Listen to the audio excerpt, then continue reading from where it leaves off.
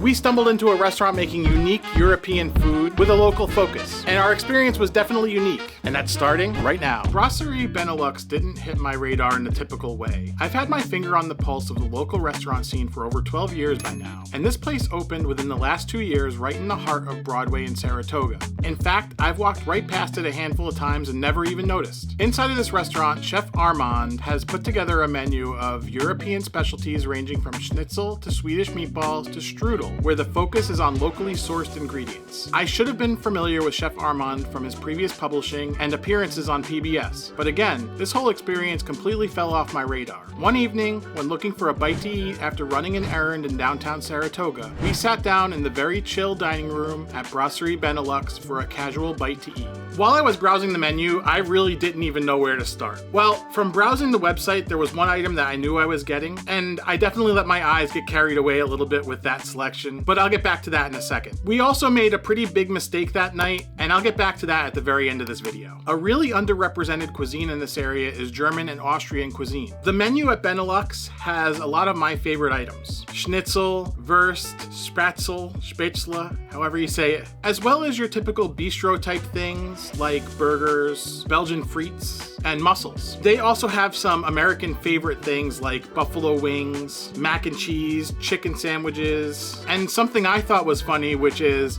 famous Pine Island French onion soup gratiné. Just a few days before we chose to eat here, I was explaining to Cassie that I grew up a few miles away from this place called Ye Jolly Onion Inn in Pine Island, so I can tell you the sweet onion game from that black dirt that resides in that area is completely unrivaled in the continental United States. I didn't get the soup on this visit, but I totally will next time.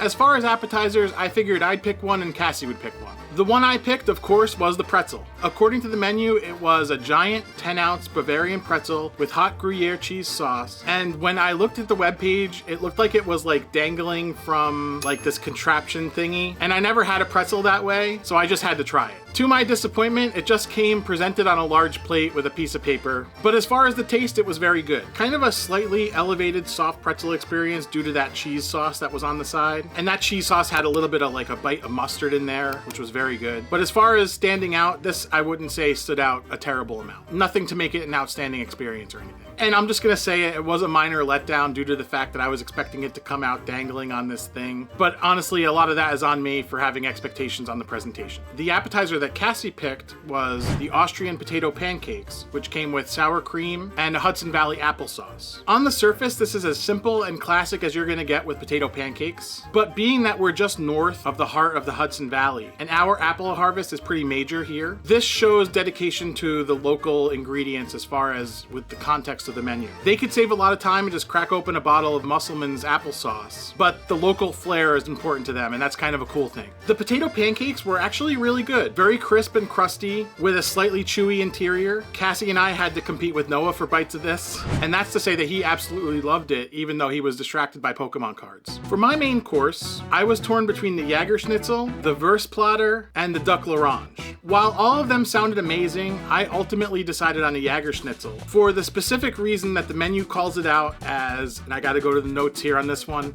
world famous JAGER Schnitzel. The menu description lists it as thinly pounded and breaded pork loin, hunter mushroom sauce, home fries, and red cabbage. Let's talk about expectations. For any schnitzel, I expect to get a comically wide and thin cutlet where the breading has a mild taste and a very crisp crust. My opinion is that I can't make schnitzel at home because even my biggest 13-inch pan is too small to fry it. As far as that expectation, this place absolutely nailed it. I don't want to break this down too far because both the coating and the pork are pretty mild tasting stuff, but that's pretty much exactly what it needs to be. In fact, I don't think there was much else going on there aside from some salt and pepper as the seasoning. Pretty good! The hunter mushroom sauce was also quite good and helped to add a little bit of earthiness and richness to this dish. It was basically a mushroom gravy, but it had some more interesting mushrooms in there, not just button mushrooms. I gotta say, let's get this out of the way, I wasn't a huge fan of the home fries that were on the plate. Not to say that these were bad in any particular way, but they were definitely under-seasoned. I feel like they didn't bring a whole lot to the plate aside from a little bit of filler calories. And you know what? That happens sometimes. The red cabbage was probably the most interesting thing on that plate. It was a braised prep with some sweet and sour flavors, and I honestly loved this part of the dish. Together, this was a pretty good plate. Definitely worth the $27 price tag. All right, here's the mistake that we made that night, and it was dessert. We decided to skip dessert at Benelux in favor of a place we found on Google Maps called Saratoga Dessert Bar. We ended the meal at Brasserie Benelux and went on a little walking adventure. And well, we couldn't find this place. And by then, all the tables at Benelux were full, so it's not like we could go back. But oh well, no dessert for us that night. But honestly, looking at the menu, I could probably go back there and do a whole nother video on just desserts. Between they have crepes, strudel, and what they call World's Fair Belgian Liège waffles. And of course, that goes to show that I'm not perfect. Check out the time that I completely wasted a burger at a place just a few blocks away from this place. Click into this video right here, and I'll catch you there.